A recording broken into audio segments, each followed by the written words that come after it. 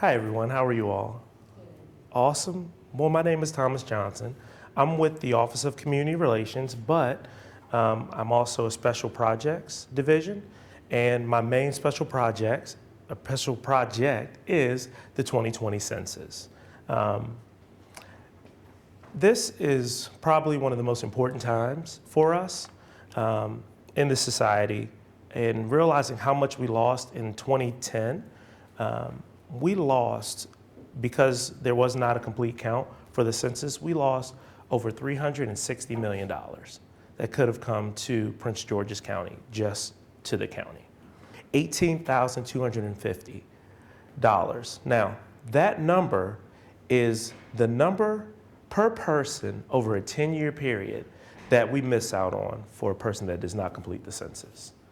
That is very important. Now, what is the decennial census? Every 10 years, the federal government conducts a population count of everyone in the U.S. Data from the census provide the basis for distributing more than $675 billion in federal funds annually. That's a lot of money. And can you believe we lost out on 360 million of that? That's kind of hard to swallow, you know? But we can do it this year. It's our time. Why does it matter? So everyone counts, as we know. Every person living in the home counts. Everyone, from child to the oldest person living there. No pets, no goldfish, right? It's about fair representation. It's about making sure that we have the right people in place. But if we don't have the fair count, then we may not need as many people in our district. But that we have to get that right. It's in the Constitution. This has been happening for many, many years, since the first census was in 1790. It's pretty amazing. And your data is confidential. We're going to talk about that, especially in this day and age where people are afraid that their data is going to be used against them. It's about redistricting, as well as the funds that we talked about as well. Why is the census important to me? So it affects the amount of funding your community receives, also how your community plans for the future. When I work in the Office of Community Relations, and a lot of times when we look at communities that we need to touch, prior to working there, I was working as the Transforming Neighborhood Initiative program manager. And so it helped me to understand the needs in the community, and it helped me to address those needs. That's what Census Data did for me. Also, your representation in government. It ensures public services and funding for schools, hospitals, fire departments, and more. And it determines how many seats your state is allocated in the House of Representatives. One thing that I talk about a lot is, and we hear this from the community, schools are overcrowded in the North, right? And they talk about that all the time. We're just overcrowded. If we get an accurate count of people through the census, then we're able to build the accurate amount of schools that hold these youth. But if we don't get the accurate count, then we get overcrowding. But also comes with overcrowding is you have larger classrooms. And what happens with that, my wife's a teacher, you get teachers that are a little stressed because they have to handle a large classroom by themselves. It's just a domino. So if we can get right the accurate count, then we can take care of a lot of things that we need. Also, who loves potholes? Anybody loves potholes? Okay? No? All right, I don't either, right? A lot of those services, the public services, guess what? Those are things that we use, those funds we can use to take care of those things. And so we wonder why this pothole stays around so long. It's because there's not the money there for it. And then sometimes money has to be reallocated for other things. What if the money was already there and it didn't have to be reallocated? So that's why I love how this works, because it literally puts the power in our hands. When will I complete the census?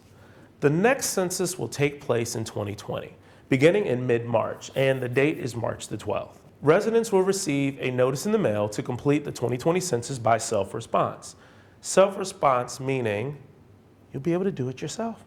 You will no longer have to do it on paper if you choose. The census now will be 100% online. So you can do it on your phone, you can do it on your tablet, you can do it on your PC, you can do it where you would like and complete it. April the 1st is our National Census Day. I'm still trying to figure out why it's on April Fool's Day, but you know, It's April the 1st. So it's been traditionally, we're going to stay there. So between April and June, the U.S. Census Bureau will begin following up with households that haven't responded.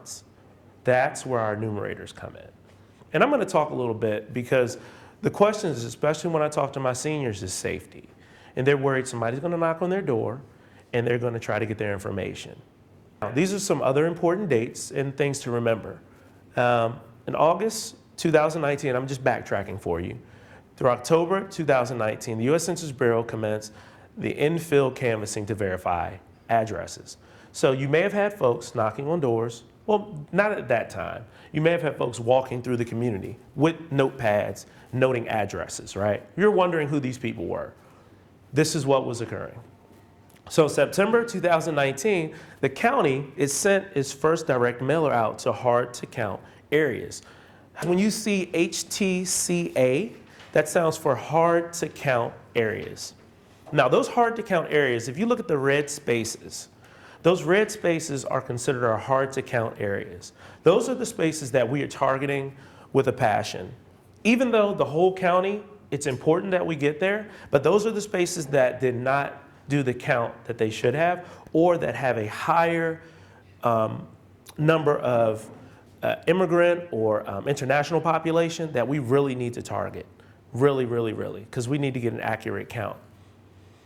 Now, direct mailers were sent there. There were about 76,000 mailers that were sent to these households. And so people were getting information about the census. And this is, again, prior to let them know it's coming. On January the 20th, 2020, county will send its second direct mailer. This time we're going to send 200,000 out to the community. And census advertisement will begin. Now, I want to get you all ready. It's good we're talking now. It's November. December's here.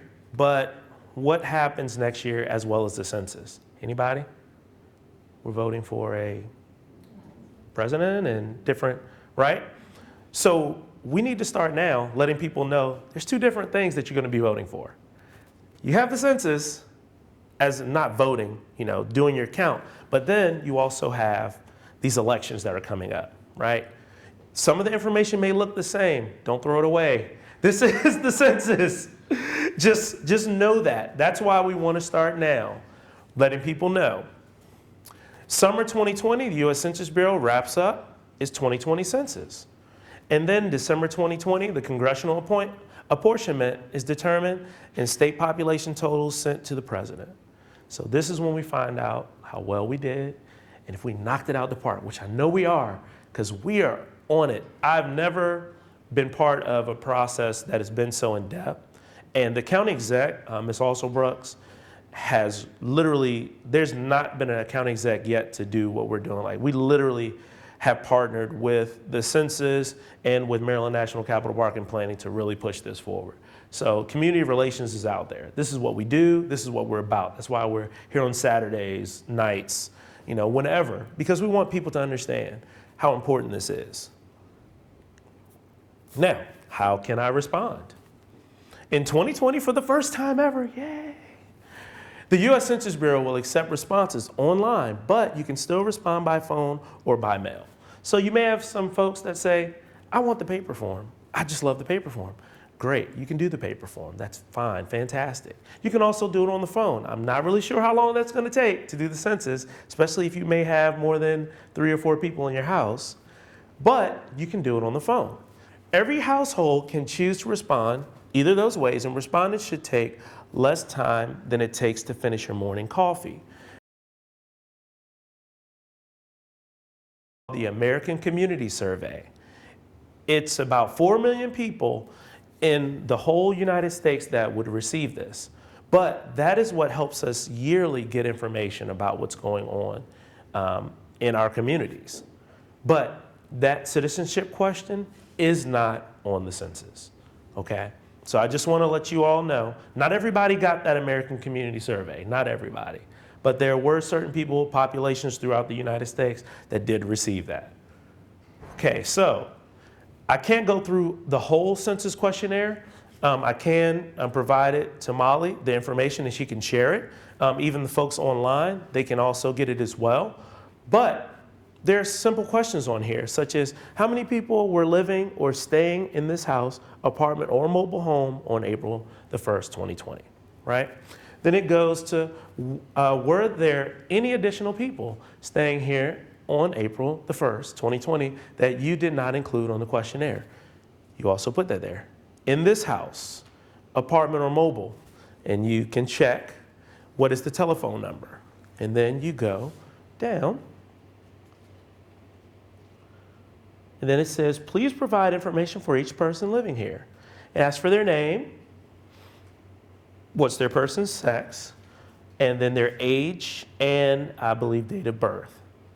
And then it asks the question, is the person, number one, of Hispanic, Latino, or Spanish heritage origin? You answer that. And then what is person's number one race, right? Again, not the citizenship question. So we had to look at this because you can see there's certain choices. You have Chinese, Filipino, Asian, Indian, Vietnamese, Korean, Japanese, Native Hawaiian, Samoan, Cameroon, and Pacific Islander. You can put that as well. Again, I'm going to share this so you all can see it to know this is an information copy. That's what they called it. And then you go to number 2. They're not going to ask for your social security number. They're not going to ask for your, if you are a citizen or not. That's why we want to share information to let people know for a fact, this is what it is, this is what we really want. We just want an accurate count of how many people are living in that home. What information will be requested, and this is what I just went through. This decennial census will collect basic information about the people living in your household. The census will include about 10 questions, which I showed you, regarding residents' name, race, telephone number, and other general questions, not specific questions. When completing the census, you should count everyone who is living in your household on April the 1st, 2020. Everyone. Now, we've had questions. What if my child is in college, but they live here during the summer, but they live on campus? We have something called group quarters. It's our complete count committee, and they take care of that. But if that youth is staying on campus, they're going to be counted where they are on campus, right? If they stay at home because they want to go to school, but they want to save money and live at home, they're counted at home, right? As we go a little bit further, there's other information because there were questions about folks, what if they're in the hospital, or what if they're military, or what if they what if it's a baby, or what if they're born on April the 1st? These are the nuances, right? Certain things, or what if somebody passes away in the afternoon on April the 1st? Are they counted? It's like, wow, okay. But the U.S. Census Bureau has a section where they answer questions about that too. I can provide information for you all as well. But we're getting to the granular level because we want to get the most people counted. Because we know the more counted, the more money that we can get, the more representation that we can get, and the better we can get for the county. Information that will not be requested: the U.S. Census Bureau will never ask for your social security number, your bank or credit card account number, money or donations, or anything on behalf of a political party. That is exactly why we are encouraging folks to complete your census online or by paper as soon as possible. Because once the enumerators start coming around, there could be someone that may act as though they are an enumerator, but they may not be. They'll have a badge. They will. It will be attached to a lanyard, and they'll have a badge. It's supposed to have their picture on there, and it will have their information. You can also call and check the number that person is, like enumerator 645. And you can check to see if that person is really legitimately with the U.S. Census. But that's a very good question. Because any Tom, Dick, or Harry, you don't want somebody walking up and not knowing what to look for. Will my information be kept confidential? The Census Bureau employees take a lifelong pledge of confidentiality to handle data responsibly and keep respondents' information private, right? So wrongful disclosure is subject to a $250,000 fine or imprisonment for up to 5 years or both. Data and personal information cannot be accessed by law enforcement, DHS, ICE, FBI, CIA, or other law enforcement agencies. So you heard recently that the Prince George's County Police Department took a stand that they will not share anyone's information for the census during this time with these agencies. Montgomery County also said the same thing as well. So we're working diligently to make sure that we just want an accurate count. What is the difference between the American Community Survey and the census form? Now, earlier I talked about this with you all. The census form and the American Community Survey are two different things. So I'll break it down, it's on the slide. The American Community Survey is a separate survey that is sent to a small group of people in the country every year. That's the 4 million people, right? The American Community Survey is much longer than the census form and collects in-depth information to help learn more about the population of the country. This is the information that governments study or other individuals study to see the trends or to help areas to do better, find out everything, right? This is how we come up with policies. The census form is collected every 10 years, while the ACS is conducted every year to provide up-to-date information about social and economic needs of various communities. So this is the difference. Folks, there were some folks up in, where was it? It wasn't in College Park, but it was a little bit above there. A few have received this, and we were getting calls at the 311 call center saying that I completed my census already. We told them, well, we asked them what it was, and we asked them the title of the document. They said the American Community Survey. We said, you know what, great job, you just filled out an amazing document, but that's not the census. A couple got mad because on that document is the citizenship question. We had to calmly let them know after, de-escalation works, say, guess what? This isn't really the census form. You really don't have to fill this one out, but it's great for information's sake. Most, if not all that called, did complete the form, and they sent it in. But it's important to know the difference. You're going to see this every year. It's going to hit again next year after the census. It's going to hit after that. It's going to hit again every year. But that's the difference. Now, why outreach efforts need to be different than previous census? So, in 2010, and this was estimated, census households population count was 844,092, which was an estimated 2.3% undercount of Prince George's County population, which was an estimated 19,900, not people, but households, not counted in 2010. So if we do calculation, which some of you all may be amazing mathematicians, but households, say there were maybe 5+ people in that household, and you put that $18,250 sign to their home, to their name over a 10-year period, that's where we get our $360 million. And hence, the red spot that is on your map are those areas. That's where we got our ACS information from, and that's how we're able to say this is where we need to target, right? Okay, prior outreach efforts in 2010 completed census by paper form only. So I remember the days when I used to have to put on my nicest suit and my brothers and sisters would sit beside me and the person would come and they would count us and take our name and information. That's no longer needed. Now it's accessible by your phone or internet. Current outreach efforts are social media with Facebook, Twitter, Instagram, podcast, smartphone, or any other way. Or good old-fashioned door knocking, that's still good. Talking to people, that's always the best. These are our new challenges, and we spoke about this. Citizenship question is still a challenge. Even though we know it's not on there, that's still in the back of folks' minds. Access to internet. How is this community with internet accessibility, right? That's something that we can talk about here. I know that for the census this year, every library in Prince George's County is allowing 2 computers to be utilized so that folks can go and complete their census form, right? We're also doing something called Census Sundays. For churches that do not meet on Sundays, we're also going to do things on Saturdays, right?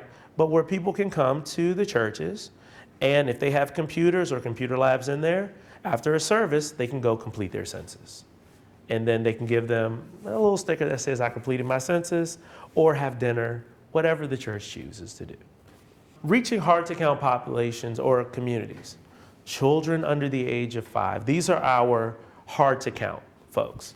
Our citizens, our homeless populations, also non-English speaking populations. It says, count yourself in the right place. In general, you should count yourself where you live, sleep most of the time. But pay special attention if you are completing your household's form. When responding, count any children, including newborns, who usually live and sleep at your home, even if they are not your own. Also, if they split time evenly between 2 households, count them where they are on April the 1st. So if they are not in that household on April the 1st, they're not getting counted. If they are, then they'll get counted. Here's some recent movers. Count yourself at your new address if you moved in by April the 1st. So if you are, say on the last of March, you are still in your place by April the 1st, your old place, that's where you get counted, that old address. Also, a renter, count yourself where you live. Even though you don't own the home, you need to participate. Don't forget your family and roommates. So everybody at that address will get counted under that same address. College students the same. If you don't live in a dorm, count yourself at your off-campus address, even if you go to your parents' home for school things. This includes international students as well. And that's one answer for you, sir. So definitely, and what will be covered here is your college dorms, your military barracks, your nursing homes, your group homes, shelters, psychiatric facilities, and correctional facilities.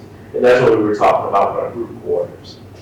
Yeah, that's a big thing in college towns. I went to school in Greenville, North Carolina, at East Carolina University. And that was like a huge college town. Everybody, it was probably about 85% of the people that went to that college were from someplace else. So if this were census time, most of those folks would be counted right there in Greenville, North Carolina, because that's where they spent a lot of their time. Also, we're talking about ways that we can reach the community. As you see, these banners are ways that we're reaching out, doing outreach. The one-page fact sheet in English and in Spanish, you all have those with you. We have FAQs, these are frequently asked questions in Spanish and in English. We have poster boards available.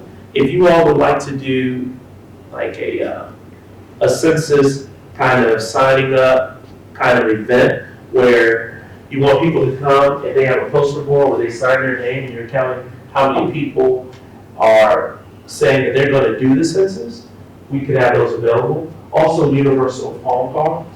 There's going to be pledge forms that we have for you, partnerships for people that want to partner along, and also volunteer forms. And we also would like to train volunteers too, on what to say and how to say it. Because a lot of times, people may want to convey the message, but they're not really sure how to do it, right? So we want to give them the confidence.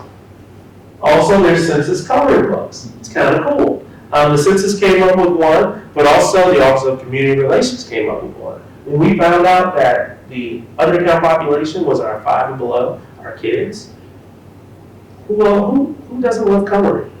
And plus, it gives you the message about the census too. And also, there are some toolkits to help you succeed. Right over here in this area is the messaging that's going to be happening in Prince George's County. College Park is also going to be doing the same thing too. But we're going to be doing some bus wraps with census, as well as some of our bus stops. And we're also working now with Wabana so that our metro buses and our metro stations, they'll have information about the census. So you'll be seeing that shooting up in January. The ARC account sheet that you all have, it's from our data portal. Anybody can go on here and you can look up any information there. It's from the Maryland National Capital Park and Planning website. But you can literally get to the granular level of where you are here in Greenbelt. So this is the data subset. This is our outreach map. So you all are right in there somewhere. There's S. Goddard. Yeah, New Carrollton. And so this, again, just shows a little bit closer detail. Now, the cool thing about this is why the American Community Survey is so awesome. Guess what? You can look at the tract of area where you all are. You can go on here and see population between ages 65 and over. You can see what percentage you have.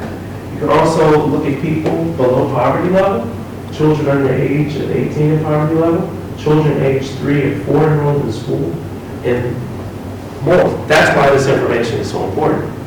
It can help us to see maybe what we need to do in this space.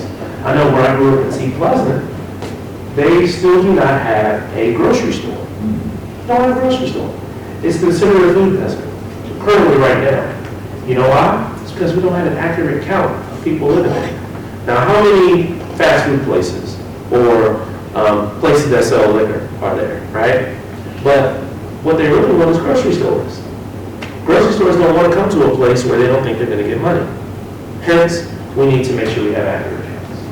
Currently, as of now, our count from the 2018 population estimate that was done from the ACS, American Community Survey, in Prince George's County is 909,308. So that's our population currently. Maybe more. Let's see what we get with our accurate count, right? Now, how can we get involved? There are census jobs, and I know folks are interested in that. Enumerators, I believe, start at $21 an hour. But what enumerators will do, again, this is a short-term job. It doesn't last forever, but they will walk. A lot of folks have asked about that. We have supervisors and field canvassers. Or you can join one of our subcommittees. It just so happens, the City of College Park, City of Greenbelt, we want you all to be part of their complete count committee, right? There are 12 subcommittees as of now, and there's one Prince George's County agency subcommittee that deals with all the agencies in the county. So you can sign up to volunteer. You can even be an ambassador with us, which we would love to have. Also, outreach in your community, like what best to do here. Conduct community workshops. I can train you all up, kind of like what we're doing today. We're talking through, seeing what it is, or information, what is important to discuss, and then help develop partnerships, because we all cannot do this on our own. We need everyone to help. So this is what the U.S. Census Bureau has been sending out for jobs. Flexible hours, paid weekly, and paid training. The website is there, 2020 census.gov/jobs. This is our complete count committee for Prince George's County, and it consists of the county executive. The complete count chair is Miss Betty Hewlett, who is the in charge of Maryland National Capital Park and Planning.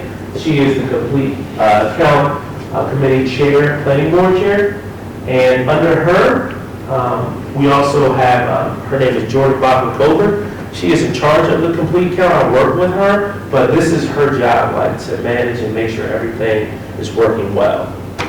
We have faith-based subcommittee. That's one of them. We also have an education subcommittee with the school.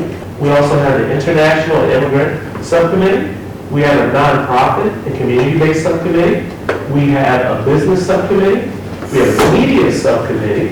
Also universities and colleges, which would consist of like Bowie State, PGCC, as well as University of Maryland and University of Maryland College. And senior population subcommittee with group quarters, parks and libraries, municipalities, and homeless population. And then the last one was the government subcommittees as well, for the government agencies.